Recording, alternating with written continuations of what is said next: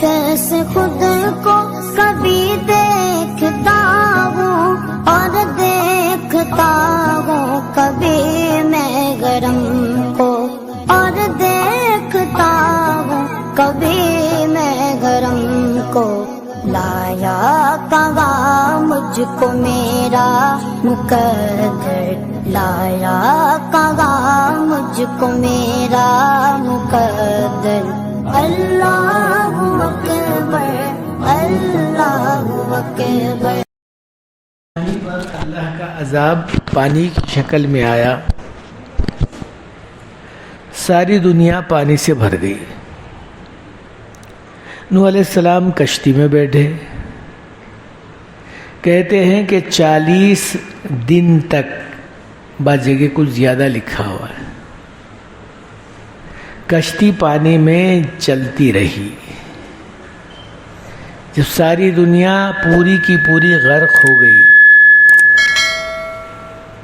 تو وہ کشتی پانی آہستہ آہستہ کم ہوا، اونچے سے اونچے پہاڑ پر 80 گز پانی آیا تھا، یہ لکھا ہے کتابوں میں۔ اب پانی آہستہ آہستہ کم ہوا تو حضرت نوح علیہ السلام کی کشتی جو ٹھہری ہے وہ ایک پہاڑ پہ ٹھہری، اس پہاڑی کا نام جودی پہاڑ ہے۔ تو جو ٹھہری ہے وہ دن محرم کی 10 تاریخ تھی، جمعہ کا دن تھا۔ حضرت ابراہیم علیہ السلام کو نمرود آگ میں ڈال دیا۔ حضرت ابراہیم علیہ السلام بھی 40 دن تک آگ میں رہے۔ آگ سے خلاصی جب ہوئی، یعنی اللہ تعالیٰ جل شانہ کا تو حکم تھا یا نار کونی بردا و سلاما علی ابراہیم، سلامتی والی بن جا، ٹھنڈی بن جا۔ چنانچہ جب آگ سے نکلے ہیں تو لکھا ہے کتابوں میں وہ 10ویں محرم جمعہ کا دن تھا۔ موسیٰ علیہ السلام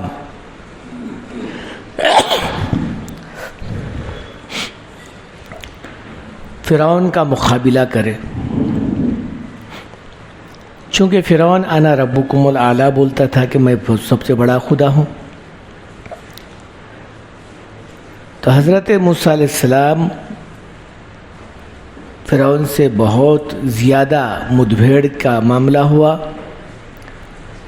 یہاں تک کہ موسیٰ علیہ السلام کو نعوذ باللہ من ذالک قتل کرنے کے لیے فرعون نکلا۔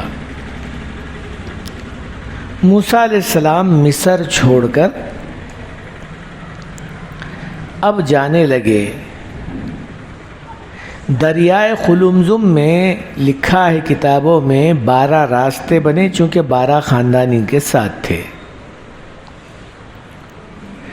جیسا ہی دریائے قلزم سے وہ خشکی پر پہنچے، یعنی موسیٰ علیہ السلام اور ان کا قافلہ، پیچھے سے فرعون آیا، اس کی فوج آئی، اور پھر اسی راستے سے وہ بھی اندر سے پار ہونا چاہتا تھا، لیکن پانی اللہ تعالیٰ کے حکم سے مل گیا، وہ غرق آب ہو گیا، یعنی سمندر میں ڈوب گیا، مر گیا۔ وہ جو مرا یعنی غرق آب ہوا وہ دن 10ویں تاریخ محرم جمعہ کا دن تھا۔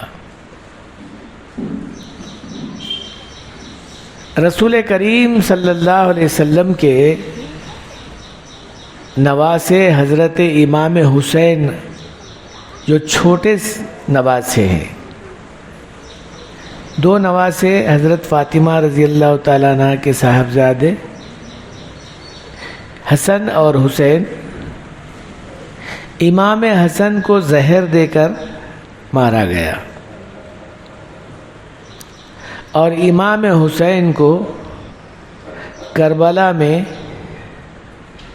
یزیدی لشکر کا مقابلہ ہوا، وہاں وہ شہید ہوئے، یعنی آپ کو شہادت نصیب ہوئی، تو وہ شہادت کا دن 10ویں محرم اور جمعہ کا دن تھا۔ لکھا ہے کتابوں میں جب دنیا کے اختتام کا معاملہ ہوگا، یعنی دنیا کو لپیٹ دیا جائے گا، دنیا کو برباد کر دیا جائے گا، جس کا دوسرا نام قیامت ہے۔ آسمان ٹوٹے گا، پھوٹے گا، زمین جو ہے شق ہو جائے گی، سمندر سوکھ جائیں گے، تو جو سور پھونکنے والا فرشتہ اسرافیل جو پھونکے گا، تو کہا وہ بھی 10ویں محرم جمعہ کا دن ہوگا۔ تو یہ کچھ خصوصیات ہیں اس کے۔ چنانچہ حضرت موسیٰ علیہ السلام کے اوپر تورات نازل ہوئی، تو یہودی لوگ جس کو ہم اسرائیل بولتے ہیں، اصل میں اسرائیل ہے وہ، تو وہ لوگ موسیٰ علیہ السلام کو مانتے ہیں، تورات کو مانتے ہیں۔ تو وہ لوگ اس خصوصیات کے بنیاد پر محرم کے 10ویں تاریخ کو روزہ رکھتے ہیں۔ جس وقت رسول کریم صلی اللہ علیہ وسلم کی طبیعت خراب ہوئی سفر کے مہینے میں،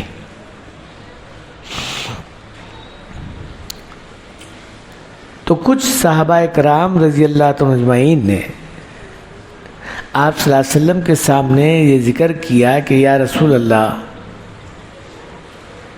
یہودی لوگ محرم کا روزہ رکھتے ہیں، یعنی 10ویں تاریخ کا۔ تو اللہ کے رسول صلی اللہ علیہ وسلم نے فرمایا بہت اہمیت والا روزہ ہے، اس دن کا روزہ رکھنا گویا اللہ کو بہت پسندیدہ ہے۔ اپنی روزی میں وسعت کرنا، اپنے خاندان پر دسترخوان وسیع کرنا روزی کا برکت کا معاملہ ہے۔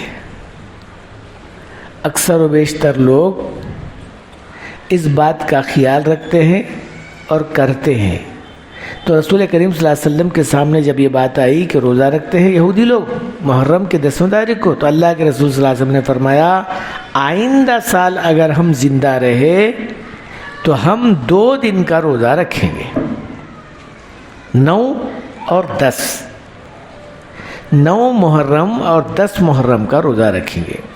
لیکن اللہ کے رسول صلی اللہ علیہ وسلم چونکہ سفر میں آپ کی طبیعت خراب ہو گئی اور ربیع الاول میں آپ دنیا سے تشریف لے گئے، آئندہ محرم تک آپ نہیں رہے۔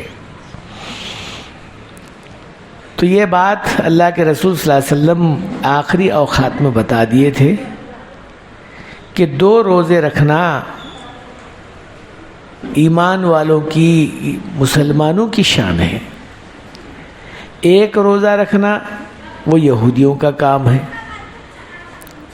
لیکن یہ چونکہ نفل ہے، فرض نہیں ہے، اگر کسی وجہ سے کوئی آدمی نہیں رکھا تو یہ نہیں سمجھنا کہ میں گنہگار ہو گیا، نہیں، گنہگار نہیں ہوا، البتہ ثواب سے محروم ہو گیا۔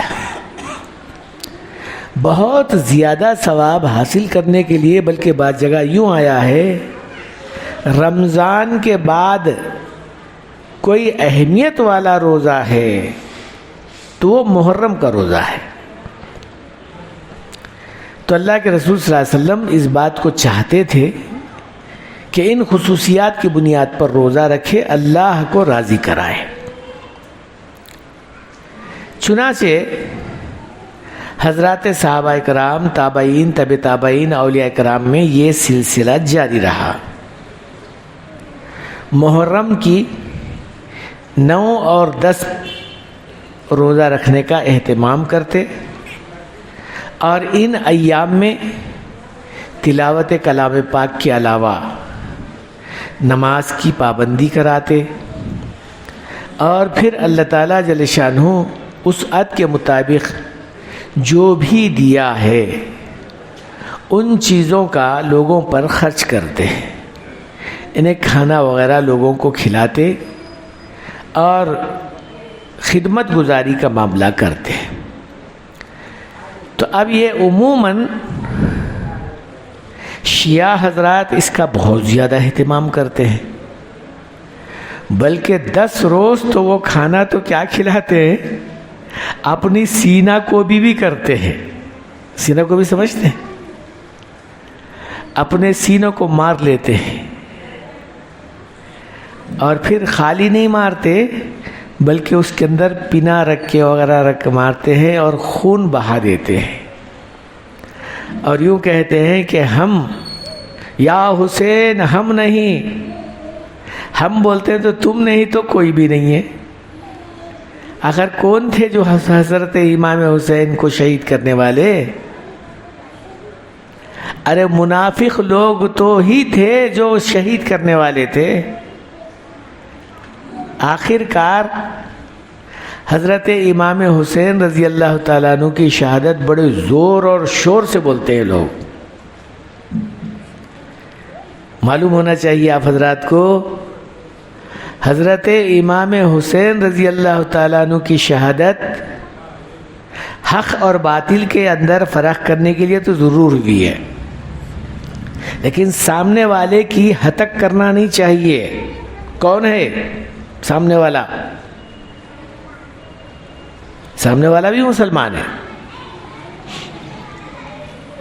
بلکہ صحابی رسول ہے، حضرت معاویہ رضی اللہ تعالیٰ عنہ۔ اب یہ الگ بات ہے کہ اس زمانے میں نہیں تھے، انتقال ہوا تھا۔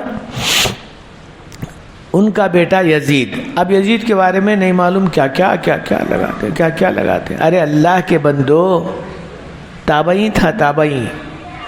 ہم تعریف تو نہیں کرتے، یہ بات الگ ہے۔ کچھ سیاسی حالات کے اندر، سیاسی معاملات کے اندر کچھ غلطیاں ضرور ہوتی ہیں۔ یہاں بیٹے کو ماں مارتی ہے، اب میں اشارہ کر رہا ہوں آپ لوگوں کو، پوری طریقے سے نہیں بولتا۔ بیٹے کو ماں مارتی ہے، بیٹی باپ کو نامینیشن نہیں دیتی۔ یہاں کی بات کرو، ہندوستان کی۔ یہ سیاست ہے، یہ سیاست میں آدمی اپنی آہوجا کو، شہرت کو، ولولے کو چاہتا ہے، سامنے کون ہے کیا ہے اس کا معاملہ نہیں دیکھتا۔ بہرحال جو ہوا کربلا کا معاملہ وہ نامناسب ہوا، مناسب نہیں۔ حضرت عبد القادر جیلانی رحمۃ اللہ علیہ سے کسی نے کہا، اے پیرانے پیر، کربلا کا معاملہ بہت ہی برا ہوا۔ حضرت پیرانے پیر رحمۃ اللہ علیہ نے کہا، بھائی برا تو ہوا، میں بھی سمجھتا ہوں، لیکن کیوں ہوا، کیا ہوا، کیسے ہوا، واللہ ہی جانتا ہے۔ لیکن آپ کو حق نہیں ہے کہ کسی کو آپ برا کہیں۔ کافر اور مسلمان میں اگر کوئی جھگڑا اور فساد ہو رہا ہے تو بھی آپ کافر کو برا بولنے کا حق اس واسطے نہیں ہے کہ ہو سکتا ہے وہ بعد میں ایمان میں داخل ہو گیا ہو، لیکن یہ ایمان والے کے بارے میں، حضرت معاویہ کے بارے میں تو نہیں معلوم کیا کیا لان تان کرتے ہیں۔ رسول کریم صلی اللہ علیہ وسلم نے کہا، میرے صحابہ کو اگر کوئی زبان درازی بہت دور کی بات ہے، دل میں خلیش بہت دور کی بات ہے، ذرا سا بھی لغزش اگر میرے صحابہ کے بارے میں کرے، سن لو، میرے صحابہ تاروں کے مانند ہے، ایک کا بھی دامن پکڑ لو گے جنت میں چلے جاؤ گے، اور ایک کی بھی برائی کا معاملہ خدشہ تمہارے دل میں گزرے گا، ہو سکتا ہے خداوند قدوس جہنم رسیدہ کر دے گا۔ تو ہمارے بزرگ حضرات بڑے احتیاط کا معاملہ کیے ہیں. پہلے تو کربلا کا واقعہ بولنا ہی نہیں ہے. تو حضرت عبد القادر جیلانی رحمۃ اللہ علیہ نے کہا اگر میں اس وقت میں رہتا، اگر میں اس وقت میں ہوتا تو کربلا کا واقعہ نہیں ہوتا. کسی نے کہا کیا آپ حضرت امام حسین سے زیادہ عقل مند ہیں کیا؟ حضرت امام حسین سے زیادہ عقل مند ہیں کیا آپ؟ تو حضرت نے کہا عقل مندی نہیں، میں حضرت کے پیر پکڑ لیتا اور حضرت سے کہتا کہ حضرت یہ معاملہ مناسب نہیں ہے. حضرت شاید میری بات کو مان لیتے اور واپس آ جاتے. ایسا بھی تو ہوا ہے. حضرت امام حسین رضی اللہ تعالیٰ عنہ کو بلایا گیا ہے دھوکے سے کتابوں میں. اچھا یاد رکھیے آپ، یہ جتنی جو ہے تاریخ لکھی گئی ہے نا، یہ سنی حضرات نہیں لکھے، سنی حضرات نہیں لکھے، شیعہ رائٹروں نے لکھے. جتنے شیعہ گزرے ہیں نا اس زمانے کے، وہی لکھے ہیں. اب ظاہر بات ہے اپنی تعریف کے الفاظ لکھیں گے اور سنیوں کی تحقیر میں لکھیں گے. اور یہ ہونے کے 300 سال بعد، ایک نہیں دو نہیں 300 سال بعد ہمارے سنیوں کو ہوش آیا کرتے. اب وہ کتابیں ان کی دیکھ کر انہوں لکھے. تو بہت ساری باتیں شیعوں ہی کی لکھی گئی ہیں اور ہمارے کچھ حضرات اس کے اندر احتیاط یوں برتتے ہیں کہ بہتر ہے کہ اس کو نہ بولا جائے تو اچھا ہے. بہرحال ایک جھلک میں بتا رہا ہوں اس کی کہ حضرت معاویہ رضی اللہ تعالیٰ عنہ حضور اکرم صلی اللہ علیہ وسلم کے نسبتی برادر ہیں. بولے تو سالے صاحب. حضرت معاویہ رضی اللہ تعالیٰ عنہ کی بہن کا نام ہے ام حبیبہ. یہ رسول کریم صلی اللہ علیہ وسلم کی زوج محترمہ یعنی امہات المومنین ہیں. حضرت معاویہ رضی اللہ تعالیٰ عنہ کاتب وحی ہیں، یعنی جو قرآن آپ صلی اللہ علیہ وسلم پر نازل ہوتا تھا اس کو لکھنے والوں میں سے ہیں. یعنی اللہ کے رسول صلی اللہ علیہ وسلم چونکہ ظاہری اعتبار سے لکھنا پڑھنا نہیں جانتے تھے تو آپ پر قرآن اترتا اور آپ ذکر کرتے تو لکھنے والے لکھتے. تو حضرت معاویہ رضی اللہ تعالیٰ عنہ لکھتے تھے تو کاتب وحی. اور اللہ کے رسول صلی اللہ علیہ وسلم سے کتنی محبت تھی حضرت معاویہ رضی اللہ تعالیٰ عنہ کو. جب کبھی بھی حجامت کرتے تھے رسول اللہ صلی اللہ علیہ وسلم ان بالوں کو جمع کر کے رکھ لیتے تھے. جب کبھی ناخن تراشتے تھے وہ ناخنوں کو جمع کر لے کر رکھتے تھے. جس وقت حضرت عمر فاروق رضی اللہ تعالیٰ عنہ کا زمانہ آیا، یعنی ابو بکر صدیق رضی اللہ تعالیٰ عنہ حضور صلی اللہ علیہ وسلم کے بعد 2 سال خلافت کیے اور عمر فاروق رضی اللہ تعالیٰ عنہ 10 سال خلافت کیے. حضرت عمر فاروق رضی اللہ تعالیٰ عنہ ملک شام کا حضرت معاویہ رضی اللہ تعالیٰ عنہ کو گورنر بنایا تھا. تو اس زمانے میں وہ گورنر رہے. چونکہ حضرت معاویہ رضی اللہ تعالیٰ عنہ اتنے بہادر تھے، اتنے زیادہ جری قسم کے تھے کہ اپنی جان پر تو کیا کھیلتے بلکہ ساتھ میں رہنے والوں کو بھی یہ ولولہ پیدا کرتے کہ وہ بھی اسلام اور ایمان کے خاطر، دین کے خاطر جان دے دے، بلکہ اپنے کنبے برادری کو بھی قربان کر دے. سب سے پہلے سمندری فورس جس کو کہا جاتا ہے یعنی فوج، سب سے پہلے حضرت معاویہ رضی اللہ تعالیٰ نے شروع کیا اور کئی ممالک فتح کیے. اس زمانے میں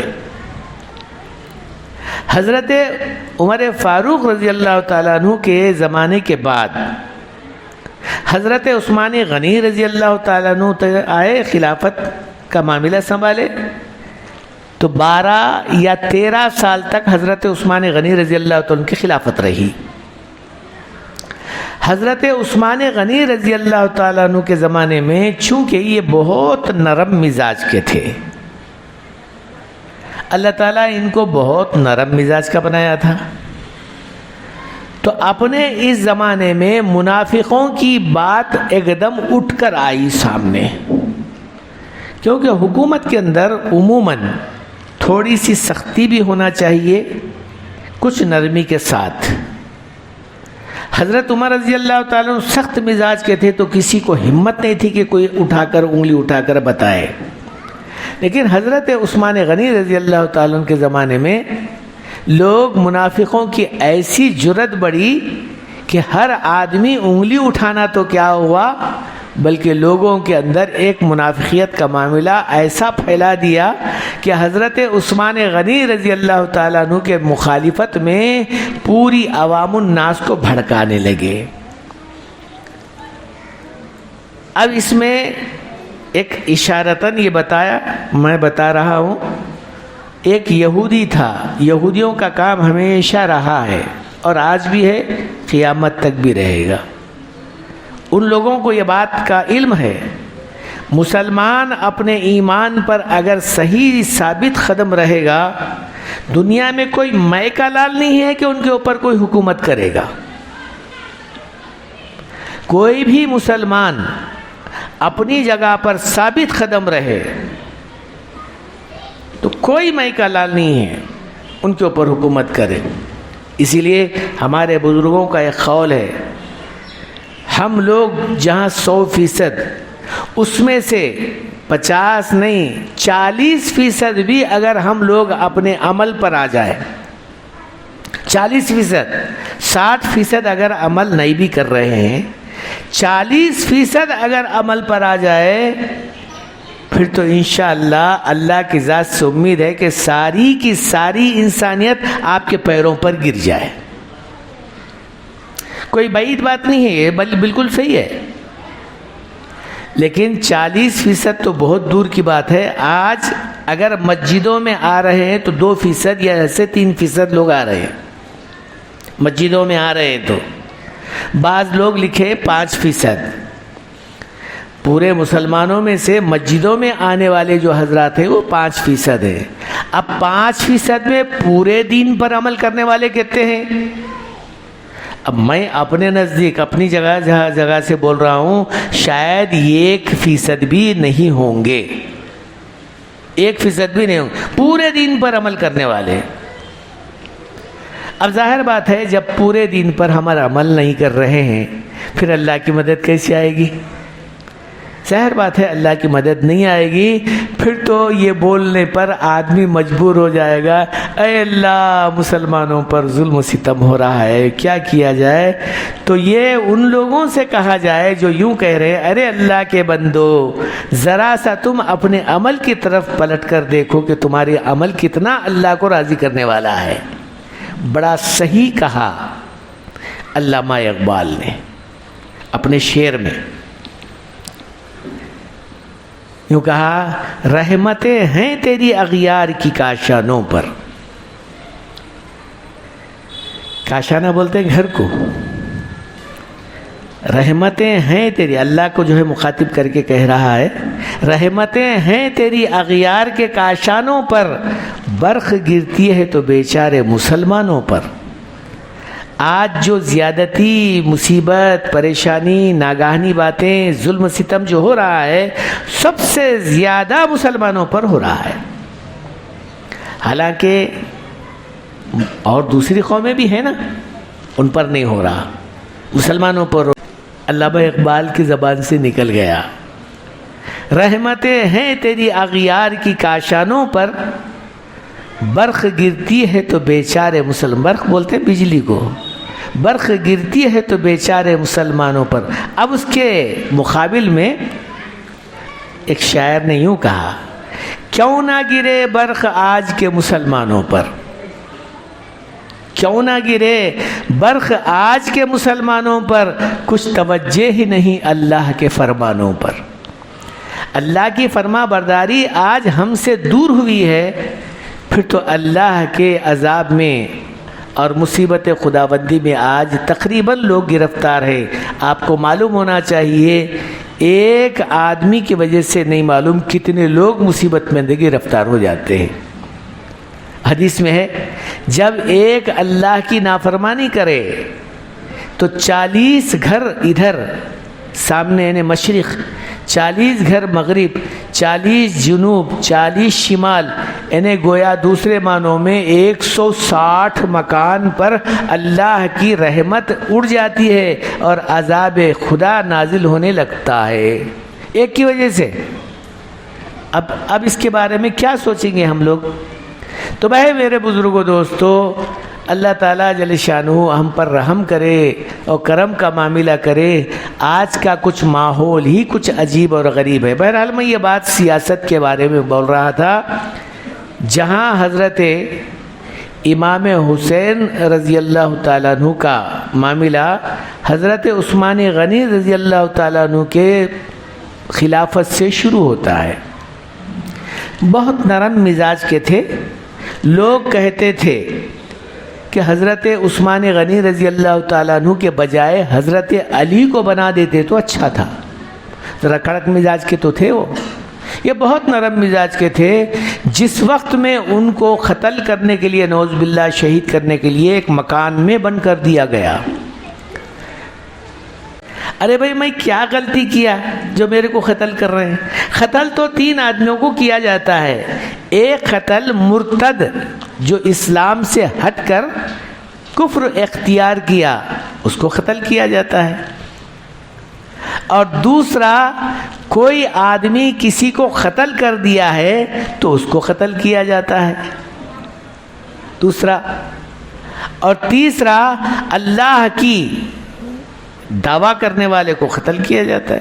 تو میں کچھ بھی نہیں کیا، میرے کو کیوں قتل کر رہے ہیں؟ لیکن لوگ تلے ہوئے تھے، آپ کو قتل کر کے آپ کی جگہ پر حضرت علی رضی اللہ تعالیٰ کو لیں گے۔ تو اس بھڑکانے کے اندر یہ یہودی جو میں بتا رہا تھا اس کا نام عبداللہ بن سبا ہے۔ یہ حضور صلی اللہ علیہ وسلم کے زمانے میں ہی پیدا ہوا ہی نہیں، پیدا کیا ہوا بلکہ منظر عام پر آیا۔ حضور اکرم صلی اللہ علیہ وسلم کے اس روب کی وجہ سے وہاں ٹک نہیں سکا، چونکہ حضرت ابو بکر صدیق رضی اللہ تعالیٰ عنہ کا زمانہ بعد میں 2 سال کا رہا، اب وہاں پر بھی وہ ذرا خاموش رہا، لیکن حضرت عمر رضی اللہ تعالیٰ عنہ کے زمانے میں دم دبا کر بھاگ گیا، دم دبا کے بھاگ گیا، اس کی آواز ہی نہیں اٹھی۔ لیکن حضرت عثمان غنی رضی اللہ تعالیٰ عنہ کے زمانے میں شیر بن کر آ گیا، اس کو بہت موقع ملا ہے یعنی منافقیت کے پھیلانے کا۔ چنانچہ کہتے ہیں کہ عثمان غنی رضی اللہ تعالیٰ عنہ کے زمانے میں حضرت حذیفہ رضی اللہ تعالیٰ عنہ جو رازدار صحابی ہیں رسول کریم صلی اللہ علیہ وسلم کے، ذرا مزاج کے سخت تھے، سخت لاٹھی لے کے آتے تھے۔ کسی کے گھر میں حضور صلی اللہ علیہ وسلم کی سنت کے خلاف اگر کوئی معاملہ ہو رہا، مثلاً کوئی بڑی بات نہیں، چھوٹی چھوٹی بات، مثلاً کھانے میں 2 قسم کے سالنیں اگر ہو، لاٹھی لے کے مارنا شروع کرتے تھے۔ حضور کے دسترخوان پہ 2 سالن نہیں تھے، تیرے دسترخوان پہ کیسا آیا؟ کسی کے گھر میں 1 جوڑے کے علاوہ 2 جوڑے کپڑے ہوتے تو مار شروع کرتے تھے۔ چونکہ صحابی رسول تھے، لوگ ان کی عزت کرتے تھے۔ حضرت عثمان غنی رضی اللہ عنہ کے پاس یہ شکایت پہنچی کہ حضرت ہماری زندگی تنگ کر کے رکھ دیے انہوں، لہٰذا ان کو جو ہے یہاں گاؤں میں رہنے کی اجازت نہ دی جائے۔ چنانچہ حضرت عثمان غنی رضی اللہ تعالیٰ عنہ حضرت حذیفہ رضی اللہ تعالیٰ عنہ کو یہ کہا کہ اے حذیفہ، تم اب مدینہ طیبہ میں نہ رہو، کسی ایک جنگل میں یعنی دور رہو، مدینہ طیبہ سے ذرا دور رہو، 6 یا 8 کلومیٹر دور ہے، اس کا نام ہے ربضہ۔ وہاں پر ایک چھوٹی سی بستی تھی یا ان کا کھیت وغیرہ تھا، وہیں باغ وغیرہ تھا، وہیں رہنے لگے۔ اب یہ جو عبداللہ بن سبا تھا وہاں پہنچ گیا، ہو بھڑکایا، کہا کہ حضرت تمہارے جانے کے بعد سے تو معاملہ بہت طول طویل ہو گیا، اسلام کا نام و نشان مٹ گیا۔ اب یہ لوگوں کا کام ہی چاہیے، بھڑکا کے جڑا لڑائی لگانا، جھگڑا کرانا آپس میں، یہ لوگوں کا کام ہی ہے۔ چنانچہ حضرت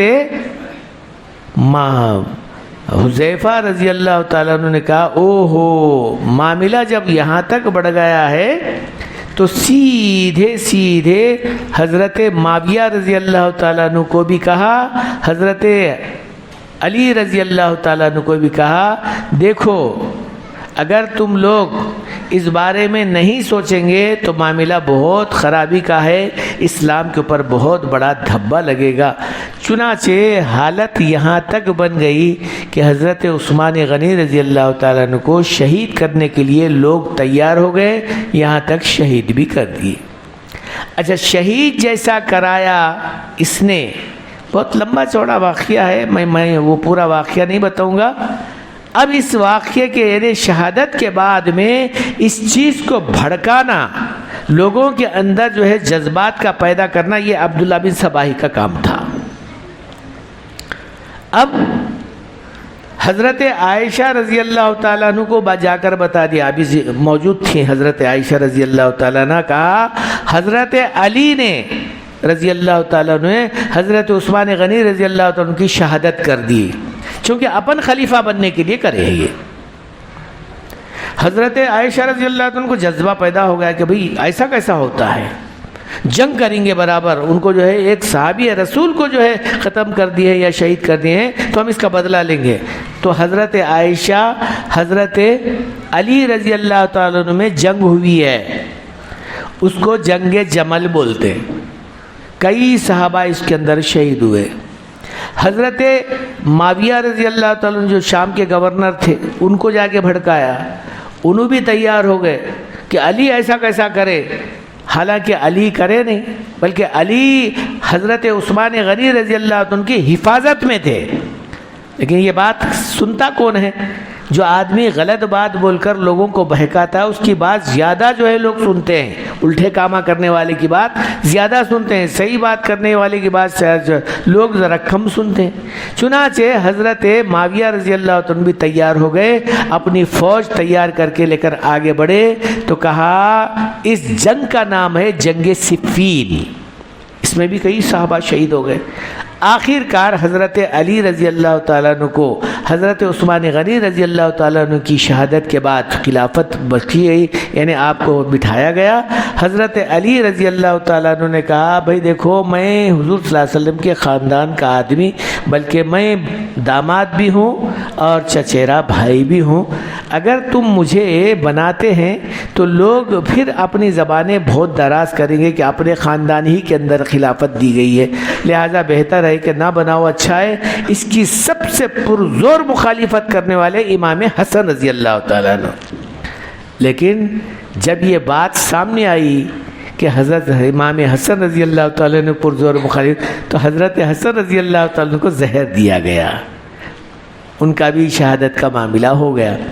اب بچے حضرت امام حسین رضی اللہ تعالیٰ عنہ، چونکہ یہودیوں کا اصل جو مقصد ہے وہ اسلام اور مسلمانوں کو غارت کرنے کا معاملہ تھا، چنانچہ حضرت امام حسین رضی اللہ تعالیٰ عنہ کو ایک دھوکے سے بلایا گیا، حضرت معاویہ رضی اللہ تعالیٰ عنہ کو بھڑکایا گیا کہ حضرت امام حسین جو ہے تمہارے پاس آ رہے ہیں کچھ بات کرنے کے لیے، کچھ حالات دریافت کرنے کے لیے، لیکن وہاں پر یہ بھڑکایا گیا کہ امام حسین تم سے جنگ کرنے کے لیے آ رہے ہیں، لہذا حالات ناگہانی پیدا ہوئے، آخر کار جنگ ہوئی۔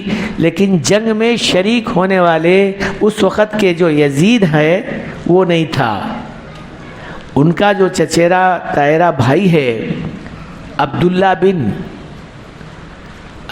جو ہے ان کا جو بھائی تھا وہ وہاں موجود تھا۔ وہ چنانچہ لکھا ہے کتابوں میں، حضرت امام حسین رضی اللہ تعالیٰ درمیان سے واپس آنا چاہ رہے تھے. میں یہ بات اصل بتانا چاہ رہا ہوں. درمیان سے واپس آنا چاہ رہے تھے. یوں کہا اگر ہم لوگ جائیں گے فوج بہت زیادہ جو ہے آ رہی ہے, مجھے ایسا محسوس ہو رہا ہے کہ ان کو کوئی بھڑکایا گیا ہے. یہ اصل راز کی بات کوئی بولتا نہیں. بس اب وہ بیچارے جو ان کے ذہن رکھتے نا, شیعوں کا ذہن, وہ ایسی جو ہے تقریر, لچھے دار تقریر نے, جوش والی تقریر کرتے ہیں, سامنے والے کو کافر بتا دیتے ہیں, مشرک بتا, کیا نہیں معلوم کیا کیا بتاتے تھے بیچارے, عجیب عجیب باتیں کرتے. نہیں کرنا چاہیے اسے, یہ بھی صحابی رسول ہے. چنانچہ حضرت معاویہ رضی اللہ تعالیٰ عنہ کے صاحب یعنی یزید کے جو ہے وہ بھڑکا کر ان کو لایا گیا, سامنے رکھا گیا. چنانچہ حضرت امام حسین رضی اللہ تعالیٰ عنہ کو اس بات کا اندازہ ہو گیا کہ یہ بہت بڑی لڑائی ہونے والی ہے. ہم مختصر آدمی ہیں اور کوفے کے لوگ پہلے سے ہی دھوکے باز معلوم ہوتے ہیں, اس کا کوئی اندازہ نہیں ہو سکتا. واپس آنے کی جب کوشش کرے تھے تو ان کے چچیرے بھائی کو دو لوگ, انہیں دو بچے تھے, ان کو قتل کر دیا گیا تھا, حضرت عقیل رضی اللہ تعالیٰ عنہ کو. تو وہ ان کے جو بھائی برادر تھے کہنے لگے حضرت اگر آپ جاتے ہیں تو جائیے, مگر ہم اپنے بھائی کا بدلہ لے کر ہی آئیں گے. ہم کو وہ مدینے سے بلا کر لائے اور پھر یہاں آنے کے بعد میں بیچ رستے سے آپ چلے جانا چاہتے ہیں. چنانچہ حضرت امام حسین رضی اللہ تعالیٰ بحالت مجبوری وہاں سے آگے بڑھے. فرزوق ایک بہت بڑا شاعر ہے, فرزوق, وہ جب آنے لگا تو حضرت امام حسین رضی اللہ تعالیٰ نے پوچھا اسے, کیا بھائی کیا حالت ہے؟ تو کہا حضرت کوفے والوں کی زبان تمہارے ساتھ ہے, کوفے والوں کی جو زبان ہے وہ تمہارے ساتھ ہے, دل معاویہ کے ساتھ ہے, یعنی یزید کے ساتھ ہے, اور فیصلہ اللہ کے ہاتھ ہے. شاعر لوگ جو ہے بہت تیز مزاج کے ہوتے ہیں, دو تین الفاظ میں اپنا پورا مضمون سکھا دیتے ہیں, بتا دیتے ہیں. تو اس وقت میں بھی حضرت نے کہا کہ حالت مناسب نہیں ہے, واپس چلے جانا چاہیے. یہاں تک کہ اس میدان میں پہنچے جہاں پر آپ کو شام ہو گئی, ٹھہرنے کا تھا, ٹھہر گئے. کربلا کا میدان تھا, وہاں ٹھہر گئے. تو اپنے ساتھیوں سے مشورہ کیے کہ بھئی کیا کیا جائے, آپ بتاؤ. سارے لوگ جو ہے کچھ نہ کچھ اپنی جو ہے رائے دیتے رہے. آخر میں ایک رائے یہ آ گئی کہ بھئی اگر یہ لوگ ہم کو جانے کی اجازت دے دے یہ فوج, تو ہم جدھر اپنا جو ہے رخ کریں گے ادھر نکل چلے جائیں گے. حضرت امام حسین رضی اللہ تعالیٰ عنہ کے بہت ہی بہتر الفاظ ہیں یہ کہ بھئی آپ ہم لوگوں کو اجازت دے دیجئے, ہم جنگ کرنے کے لیے نہیں آئے ہیں, ہم تو صرف بات کرنے کے لیے آئے تھے. لیکن حالت چونکہ بہت ہی زیادہ سنگین تھی تو وہ لوگ کہے کہ اگر یہاں سے واپس جائیں گے تو ظاہر بات ہے پھر لوگوں کو بھڑکا کر اور زیادہ جو ہے ہمارے مقابل میں لا کر جنگ کریں گے. لہذا اب ان کو یہاں سے نمٹانا یا تو مجبور کر کے ان کو بیعت کرانا یا ان کے جو ہے ماتحت کرا دینا, یہ مقصد اصل تھا. چنانچہ حضرت امام حسین رضی اللہ تعالیٰ عنہ نے یہ الفاظ دو ٹوک کہا, اگر تم مجھے اجازت دے تو میں چلے جاتا ہوں, اب میرے کو کوئی تمہارے نہ حکومت کی ضرورت ہے نہ تمہاری ضرورت ہے, بس میں اپنے چلے جاتا ہوں. لہذا یہ معاملہ یہاں تک ہوا. آخر کار جنگ ہوئی, حضرت امام حسین رضی اللہ تعالیٰ کو شہید کر دیا گیا. بلکہ ان کے ساتھ میں جو 72 نفوس تھے, 72 انسان تھے, مطلب ان سب لوگوں کو شہید کر دیا گیا سوائے چند کے, یعنی ایک کے حضرت زین العابدین رضی اللہ تعالیٰ جو حضرت امام حسین رضی اللہ تعالیٰ کے صاحبزادے تھے, وہ بیمار ہونے کی وجہ سے بچ گئے, وہ ایک بچ گئے اور ان کے جو ہے خاتون یعنی عورتیں بچی. آخر کار حضرت امام حسین رضی اللہ تعالیٰ کو شہادت کا معاملہ ہو گیا. وہ جو شہادت ہوئی ہے وہ 10ویں محرم تھی اور جمعہ کا دن تھا. بہرحال ساری باتوں کا لب لباب یہ ہے کہ اللہ تعالیٰ جل شانہ نے یہ بات بتا دیا علامہ اقبال ہی کے زبان میں, دارالبقا میں جاتا ہے مسلم فنا کے بعد. دارالبقا, دار بولتے ہیں گھر کو, بقا بولتے ہیں باقی رہنے والی چیز کو. دار البقا میں جاتا ہے مسلم فنا. اپنے آپ کو جب تک آپ فنا نہیں کرتے دین کے بارے میں تو پھر جنت میں جانا بھی مشکل ہے. اس واسطے دانا خاک میں پڑ کر گلے گلزار بنتا ہے. دانا کو جب جو ہے زمین کے اندر کھپا دیا جاتا ہے تو کہیں جا کر اس کے دانے اڑتے ہیں ہزاروں قسم کے. دار البقا میں جاتا ہے مسلم فنا کے بعد. سر بت کا ٹوٹ جاتا ہے دعویٰ خدا کے بعد. سر بت کا ٹوٹ جاتا ہے دعویٰ خدا کے بعد. قتل حسین اصل میں مرگ یزید تھا. اسلام زندہ ہوتا ہے ہر کربلا کے بعد. یعنی جب تک آدمی اپنی قربانی دین کے خاطر نہیں دیا پھر تو اسلام کے بقا کا اور زندہ ہونے کا کوئی سوال ہی نہیں پیدا ہوتا. یہاں پر اصل بات حضرت امام حسین رضی اللہ تعالیٰ عنہ کو جس وقت سجدے میں گئے تھے, لکھا ہے کتابوں میں, سجدے میں, جمعہ کا دن تھا, اب نماز وغیرہ تو فرض ہے ہی نہیں, پانی نہیں ملتا تھا, تو پھر نماز کا مسئلہ, ایک تو مسافر بھی تھے, تو کہا ارے بھائی کم سے کم جب گھوڑے پر بیٹھے تیروں کی بوچھار ہوئی تو کہا کہ آپ نیچے گرے, بعض لوگوں میں لکھا ہوا ہے, لیکن گرے نہیں ہیں, بعض آپ اترے ہیں. اتر کر کہا تھوڑی دیر کے لیے جنگ بند کر دی جائے, اس لیے کہ میں 2 رکعت نماز پڑھتا ہوں, مجھے امید ہے اس بات کی کہ شاید میں اب نہیں رہوں گا, کیونکہ بہت زیادہ خون بہہ گیا تھا. جس وقت آپ سجدے میں گئے ہیں اس وقت آپ کے گردن پر بیٹھ کے شمر ایک نام ہے, وہ آ کر آپ کی گردن کو کاٹ دیا. انا للہ و انا الیہ راجعون. بہرحال یہ مختصر سا معاملہ ہے. اللہ تعالی ہم سب لوگوں کو اس بات کی سمجھ دے کہ جمعہ کے دن سجدے کی حالت میں حضرت امام حسین اپنی جان دیے ہیں, پھر ہمارے کتنے سجدے ہو رہے ہیں, ہماری کتنی نمازیں برقرار ہو رہی ہیں, ہم کتنی اللہ کی عبادت کر رہے ہیں, اس پر توجہ دلانا اصل میرا مقصد تھا. اللہ ہم سب لوگوں کو اس واقعے کا سبق لینے کی اور آئندہ سے اللہ کی عبادت کرنے کی توفیق نصیب فرمائے. وما علینا الا البلاغ.